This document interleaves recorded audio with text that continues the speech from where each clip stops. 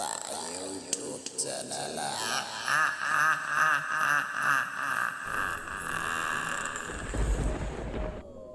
ঘটনাটি আমাদের সঙ্গে শেয়ার করেছেন আমাদের একজন ভাই। তো উনি ওনার দাদুর মুখ থেকে এই ঘটনাটি শুনেছেন। ঘটনাটি ঘটেছে ওনার দাদুর সঙ্গেই। তো চলুন ওনার ভাষ্যমতে আমরা ঘটনা বলার চেষ্টা করি এবং ঘটনাটি আশা করি শতভাগ শিহরণ জাগানোর মতো। ঘটনাটি যখন ঘটে এটি খুব পুরনো একটি ঘটনা এবং সেই ঘটনাটি ওনার দাদুর সঙ্গে ঘটেছে। আর এই ঘটনাটির সময়কাল ছিল 1985 সালের আগের দিকে। এটি বাংলাদেশ স্বাধীন হওয়ার 10-12 বছর পরে এই ঘটনা ঘটেছে ওনার মতে। উনি একদিন ঘাটে যাচ্ছিলেন। ঘাটে যখন গেলেন তখন দেখতে পেলেন যে ঘাটের মধ্যে একটি ডেক ভেসে উঠেছে। ডেক, যেটাকে আমরা স্বাভাবিকভাবে বলে থাকি যে রান্না করার হাঁড়ি পাতিল অথবা বড় ডেক, যেগুলো হতে পারে বিয়ে বাড়িতে রান্না করা হয়, যেগুলো আর কি আমরা অনেকেই চিনে থাকি। এগুলো ডেস্কিও বলে অনেক মানুষই, গ্রাম্য ভাষায় অনেক মানুষই অনেক কিছু বলে থাকে।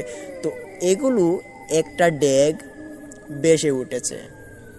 তো আমরা অনেকে আরও জানি যে প্রাচীনকালের মানুষেরা পুকুর থেকে এরকম ডেক, হাঁড়ি পাতিল পেয়ে থাকতো, সেগুলো জীবিত অবস্থায় থাকতো। এগুলো এক প্রজাতির প্রাণী, যেগুলো সৃষ্ট একটি জীব এবং সেইগুলো ভয়ঙ্কর রূপ নিয়ে থাকে। তো ওনার দাদু দেখতে পারেন ওনার দিঘিতে একটি ডেক ভেসে উঠেছে। ডেকটা দেখার পর উনি অনেক আশ্চর্য হলেন। ডেকটাতে তিনি দেখতে পারলেন অনেক শেওলা জমে আছে এবং অনেক রকমের গন্ধযুক্তওয়ালা হাড় মাংস ডেকের ভিতরে রয়েছে। তিনি সেগুলো দেখতে পেরে বেশ ভয় পেলেন এবং তিনি ওখান থেকে দৌড় দিয়ে বাড়িতে চলে আসলেন। বাড়িতে চলে এসে ওনার স্বামীকে খবর দিলেন যে বাড়ির সামনের দিঘিতে এরকম ঘটনা। ওনার স্বামীকে যখন বাড়ি থেকে বের করে দিঘিতে নিয়ে আসলেন, ওনার স্বামী তখন দিঘিতে নামলেন। দিঘিতে যেহেতু কম পানি ছিল, ওনার স্বামী দিঘিটা পুরোটা আউড়ে দিলেন, মানে একবারে ঘোরাঘুরি করে ফেললেন দিঘিতে, কিন্তু কোনো প্রকার ডেক তিনি খুঁজে পাননি। উনি তখন দাঁড়িয়েছিলেন দিঘিতে আর দাদু দাঁড়িয়েছিলেন দিঘির উপরে। দিঘির উপর থেকে দাঁড়িয়ে দাঁড়িয়ে তিনি দেখাচ্ছিলেন যে এখানে ছিল, ওখানে ছিল, আর তিনি খুঁজছিলেন। ঠিক তখনই দাদু দেখতে পারেন দাদার পেছনে সেই ডেক আবারও উদয় হয়েছে। এবার সেই ডেকের মধ্যে থেকে 2 হাত কালো কুচকুচে বেরিয়ে এসেছে এবং সেই হাতগুলো পানিতে ঝলমল ঝলমল ভাবে এক অদ্ভুত রকমের অ্যানিমেশন নিচ্ছে। দাদু তখন বেশ ভয় পায় এবং চিৎকার দিয়ে যে ওনার স্বামীকে বলবেন যে তুমি এখান থেকে উঠে চলে আসো, তিনি সেই শক্তিটুকু তিনি পাচ্ছিলেন না। তিনি ওখানে দাঁড়িয়ে দাঁড়িয়েই তিনি হাঁ করে কিছু বলার চেষ্টা করছেন, কিন্তু বলতে পারছেন না। ঠিক তখনই দাদা তিনি বলছেন যে কি হয়েছে তোমার, কথা বলছো না যে? তখন আবারও দাদু চেষ্টা করেন বলার জন্য, কিন্তু কোনো লাভ হচ্ছে না, তিনি কথা বলতে পারছেন না। ঠিক দুপুরবেলা এরকম ঘটনা ঘটছে তাদের দিঘিতে। আর সেই সময় কোনো মানুষজন কিন্তু বাড়ির আশপাশে নেই। তাদের বাড়িতে দুপুরবেলা কিন্তু অনেক নিস্তব্ধ। এখনও আমরা যেটা দেখি যে গ্রামের মধ্যে দুপুরবেলা কিন্তু মানুষজন থাকে না। তো সেই সময় তো আরও মানুষ না থাকার কথা, তো কোনো মানুষ নেই। উনি কথাও বলতে পারছেন না, আর দাদা ওখানে দাঁড়িয়ে দাঁড়িয়ে ভাবছেন যে হয়তো উনি মজা করছেন ওনার সঙ্গে। ওনারা খুব রসিক ছিলেন, আর রসিক থাকা সত্ত্বেও উনি ভাবছেন যে হয়তো মজা করছেন।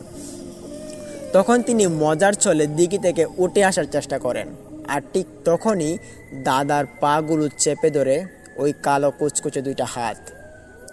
চেপে ধরার সঙ্গে সঙ্গেই দাদা তিনি পানিতে পড়ে যান এবং পানিতে পড়ে চিৎকার শুরু করে দেন। আর ঠিক তখনই দাদু দৌড় দিয়ে পানিতে নামলেন এবং ওনার হাতে চেপে ধরলেন। হাতে চেপে ধরে টান শুরু করলেন, কিন্তু কোনোভাবেই ডেগের হাত থেকে দাদাকে নিয়ে আসতে পারছেন না। এই ভয়ঙ্কর পরিস্থিতিতে দাদু তখন আর চুপ করে থাকার মতো ছিল না। তিনি তখন ওনার গলা দিয়ে তখন কথা বের হচ্ছিল, তখন তিনি চিৎকার শুরু করে দেন। চিৎকার করতে করতে হঠাৎ তিনি দেখতে পারেন অনেক মানুষজন ওনাদের বাড়ি থেকে বেরিয়ে এসেছে এবং ওরা সবাই এসে একই দৃশ্য দেখছে যে এই ডেগ হাতে পায়ে ধরেছে ওই যে ওনার দাদার। তো ওনার দাদা আর উঠে আসতে পারছে না এবং ওনার দাদু চিৎকার করছে, কান্নাকাটি করছে এবং মানুষজন দাঁড়িয়ে ভয় পাচ্ছে, সবাই দেখতেছে।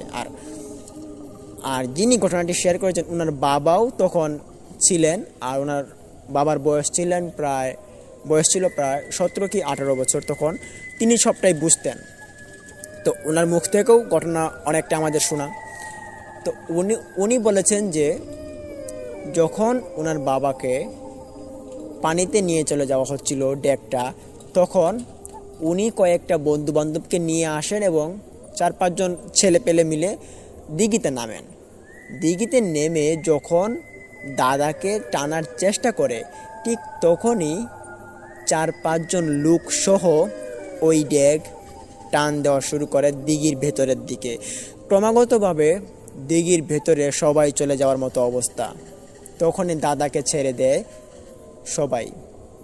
দাদা তখন বিস্ময়কর এবং হতবাকের মতো তিনি হয়ে পড়েন। ওনাকে তখন টেনে নিয়ে যাচ্ছে ডেগ। তখন সবাই উপরে দাঁড়িয়ে দাঁড়িয়ে কান্নাকাটি শুরু করে দিচ্ছে। তখনই দিঘিতে অনেক মাছ ছিল, ওই মাছগুলো লাফালাফি শুরু করে দেয় এবং সেই সাথে দিঘির পানিতে এক ভূমিকম্প সৃষ্টি হয়ে পড়ে।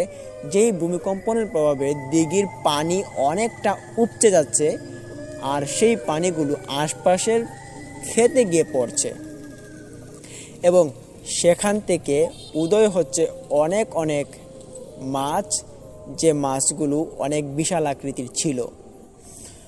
তো এই মাছগুলো যখন উপরে এসে উপচে পড়ছে, তখন সবাই দেখতেছিল যে মাছগুলো থেকে কীরকম একটি অদ্ভুত ভয়ঙ্কর কণ্ঠে আওয়াজ বেরোচ্ছে। সেই মাছগুলো কিন্তু দাদারা পুকুরে ছাড়েননি। মাছগুলো কোথা থেকে এসেছে তারা কিন্তু এটাও জানেন না। আর তখন দেখতে পারে যে দাদাকে পানিতে তলিয়ে নিয়ে যাচ্ছে এই বিশাল আকৃতির ঢেউ। পানির ঢেউটা যখন দাদাকে তলিয়ে নিয়ে যাওয়ার মতো অবস্থা, তখন দাদাকে আর মনে হয় বাঁচানো সম্ভব না। এইটা ভেবে সবাই হাল ছেড়ে দেয়। তখন সবাই দিঘির উপরে এসে উঠে দাঁড়ায়। আর ঠিক তখনই দাদা চিৎকার দিয়ে উঠলেন পানির ভেতর থেকে। পানির ভেতরে হালকা মুখটুকু তিনি বের করলেন এবং সেই সাথে তিনি একটা চিৎকার দিলেন। সেই চিৎকারের সঙ্গে সঙ্গেই দেখতে পারলেন সবাই যে তিনি দিঘিতে ভেসে উঠেছেন। মানে মানুষ যদি পানিতে ডুবে মারা যায়, তারপর পানি থেকে ওঠার পর যেভাবে ভেসে থাকে আর কি, ঠিক সেইভাবে তিনি ভেসেছিলেন পানিতে। তখন ওনার ছেলে আরও মানুষজন একটি বড় রকমের লাঠি আর কি, যেটা মানে গ্রাম্য ভাষায় কুটা বলা হয়ে থাকে, যেটাতে আম পাড়া হয় বা অন্যান্য ফল পাড়া হয়, সেটা আর কি। তো ওইটা নিয়ে এসে ভাবলেন যে টান দিয়ে নিয়ে আসা হোক পুকুরের পাড়ে, কিন্তু এটা ফেলে দিয়ে কোনো কাজ হচ্ছে না, ওনাকে নিয়ে আসা যাচ্ছে না।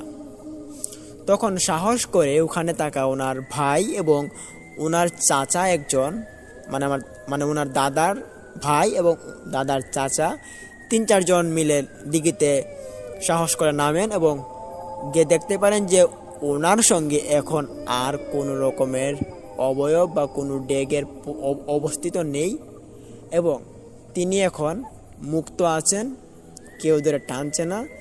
ওনাকে তখন জোর ক্রমে দিঘির উপরে নিয়ে আসা হয়। আর ঠিক তখনই ওনাকে দিঘির উপরে শোয়ানো হয়।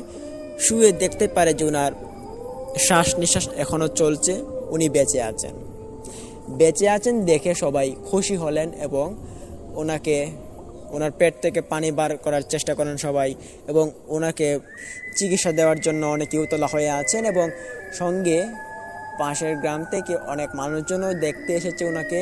সবার ট্রিটমেন্টে ওনার পেট থেকে সব পানিগুলো বেরিয়ে আসে। পানি বেরিয়ে আসার খানিকক্ষণ পর সবাই ওনার শরীরটা চেক দেওয়ার চেষ্টা করে। ওনার শরীর চেক দিয়ে যা যা দেখতে পারে, ওনার পায়ে আঙুলের ছাপ, হাঁটুর উপরে আঙুলের ছাপ, ওনার পিঠে আঙুলের ছাপ, পেটে আঙুলের ছাপ, ওনার পুরোটা শরীরে 3-4টা করে আঙুলের ছাপ বেশি আছে। সম্ভবত ওই ডেগের হাত, কালো কুচকুচে হাত, যেটা ওনাকে টেনেছেন, যেই হাতগুলো দিয়ে টেনেছেন সেই হাতের ছাপ বলেই সবাই বুঝে থাকে। তবে আদৌ কি এই ডেগের হাতের ছাপ ছিল নাকি অন্য কিছু, এটা একটা রহস্যময় একটি ঘটনা হিসেবে থাকে ওদের কাছে।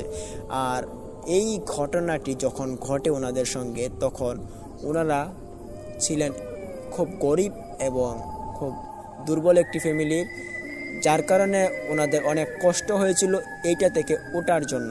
মানে ওনার স্বামী যখন অসুস্থ হয়ে পড়েছিল তখন তার কোনো কাজকর্ম করতে পারেনি, আর তখন তাদের অনেক কষ্ট হয়েছিল, সেটা উনি বলেন। আর সেই সাথে ওনার এই ঘটনাটি ঘটার পর উনি অনেক দিন যাবৎ অসুস্থ ছিলেন, আর সেই অসুস্থতার মধ্যে দিয়ে ওনার সঙ্গে অনেক দুঃস্বপ্ন, অনেক নানান রকমের ভীতি, ভয় ভীতি ওনার জন্মায় ওনার ভেতরে। তো পরবর্তীতে যখন উনি সুস্থ হয়ে উঠেন, তার পরবর্তীতে নাকি এই দিঘিটাকে মাটি দিয়ে ভরাট করে ফেলা হয়, যেহেতু এই দিঘিটা একটা দূষী দিঘি হয়ে পরিচিত হয়ে গিয়েছে মানুষের কাছে। মানুষজন আর ওই দিঘিতে নামেন না, গোসলও করেন না, হাত মুখ ধোন না, কাপড় চোপড়ও কেউ ধুতে আসেন না। তবে আগে এই দিঘিতে অনেক মানুষই আসতো। তারপর দিঘি ভরাট করে ফেলার পর তো আর কেউ আসে না, তো ওই দিঘিটা এভাবেই পড়ে থাকে। তো যিনি ঘটনা শেয়ার করেছেন উনি এখনও এই দিঘির যে আশপাশটা ছিল, যেটা মাটি দিয়ে এখন ভরাট, সেটা একটা জঙ্গলে পরিণত হয়েছে। এখানে বাঁশঝাড় জন্মিয়েছে, অনেক কিছু বড় বড় রেন্টি গাছ, মেহগনি গাছ, অনেক কিছু জন্মিয়েছে, উনি এটা বলেছেন। আর এই ঘটনাটি উনি সবটাই জানেন, এবং ওনার বাবার মুখ থেকেও শোনা, ওনার বাবার মুখ থেকে আমিও ঘটনাটি অনেকটা শুনেছি, এবং ঘটনাটি শতভাগ সত্য। লিসেনার্স, এই ছিল আজকের আমাদের ঘটনা। আজকের এই 2টি ঘটনা আশা করি আপনাদের অনেক অনেক ভালো লেগেছে এবং অনেক অনেক শিহরিত করেছে। আমি বলতে গিয়ে আমি অনেকটা শিহরিত হয়েছি। ঘটনাগুলো আসলেই অনেক অনেক ভয়ঙ্কর ছিল। লিসেনার্স, ঘটনা আমরা আমাদের ভীতিকথা ইউটিউব চ্যানেলে প্রতিদিনই আপলোড করে থাকি। আপনাদের মাঝে আমরা এই আনন্দ দেওয়ার জন্য, এই শিহরণ জাগানোর জন্য আমরা দিন রাত অক্লান্ত পরিশ্রম করে যাই।